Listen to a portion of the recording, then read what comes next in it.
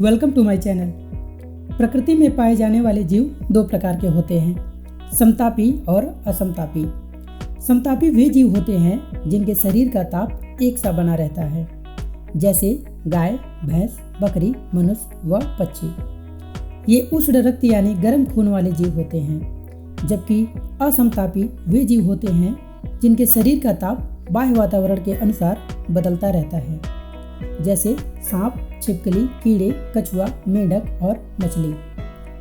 ये शीत रक्त यानी ठंडे खून वाले जीव होते हैं। शीत रक्त जीव सर्दियों के मौसम में जमीन के नीचे या खोखले पेड़ों में या गुफाओं में छिप जाते हैं, जहां उन पर ठंड का असर ना हो। ये पूरी सर्दी 3 से 4 महीने तक लगातार सोए रहते हैं। लंबी नींद की इस अवस्था को हाइबरनेशन या शीत निद्रा कहते हैं। शीत निद्रा में इन जीवों की सांसें बहुत धीमी गति से चलती है। इस दौरान न तो ये शिकार करते हैं और न ही कुछ खाते पीते हैं। इस अवस्था में ये जीव बेहोशी की स्थिति में रहते हैं। क्योंकि इस अवस्था में ये जीव कोई भी शारीरिक गतिविधि नहीं करते हैं, इसलिए इन्हें ज़्यादा ऊर्जा या भोजन की आवश्यकता नहीं होती है। इनके शरीर में जमा चर्बी, वसा और पोषक तत्व इन्हें जीवित रहने में मदद करते हैं। जब मौसम बदलता है तो ये प्राणी अपनी शीत निद्रा से जागते हैं और जमीन से बाहर आकर सामान्य जीवन में वापस लौट आते हैं। भालू की मुख्य 4 प्रजातियां अमेरिकी काले भालू, एशियाई काले भालू और भूरे भालू, ध्रुवीय भालू। ये 4 ऐसी प्रजातियां हैं जो सर्दियों के समय शीत निद्रा यानी कि हाइबरनेशन में बिताते हैं। शीत निद्रा के दौरान काले भालू का हृदय सामान्य 40-50 बार प्रति मिनट से गिरकर महज 8 बार प्रति मिनट रह जाता है और ये लगभग 100 दिनों तक बिना भोजन पानी के आराम से रह सकता है। इसी तरह चमगादड़ भी लगभग 65 दिनों से लेकर 345 दिनों तक शीत निद्रा में रह सकते हैं। इनकी हृदय गति सामान्य 1000 से गिरकर 25 रह जाती है। Common poor bill.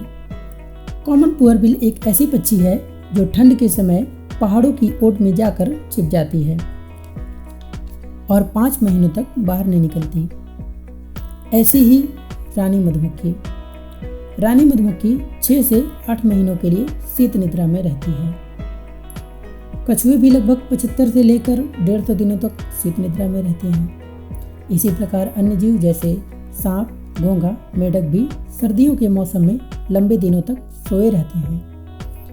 घोंघा शीत निद्रा के दौरान जरा भी ऊर्जा का उपयोग नहीं करता, इसलिए इसे भोजन की आवश्यकता नहीं पड़ती।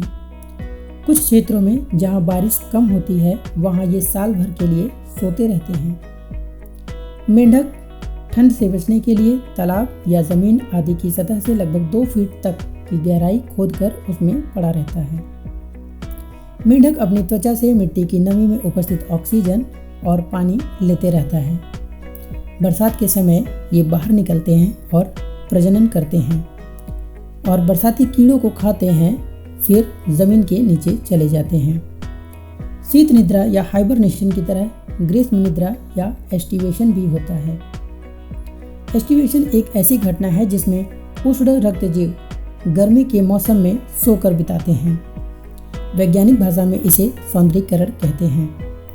तो इसका मतलब अगर कोई जीव किसी विशेष मौसम में आपको न दिखे तो समझ लेना कि वो हाइबरनेशन या एस्टिवेशन यानी कि शीत निद्रा या ग्रीष्म निद्रा की स्थिति में है और उसके बॉडी टेम्परेचर के अनुकूल वातावरण होते ही वह लंबी नींद से जागकर बाहर आ जाएगा। तो ये थी आज की खास जानकारी हाइबरनेशन व एस्टिवेशन से जुड़ी। उम्मीद करता हूँ आपको ये वीडियो पसंद आया होगा।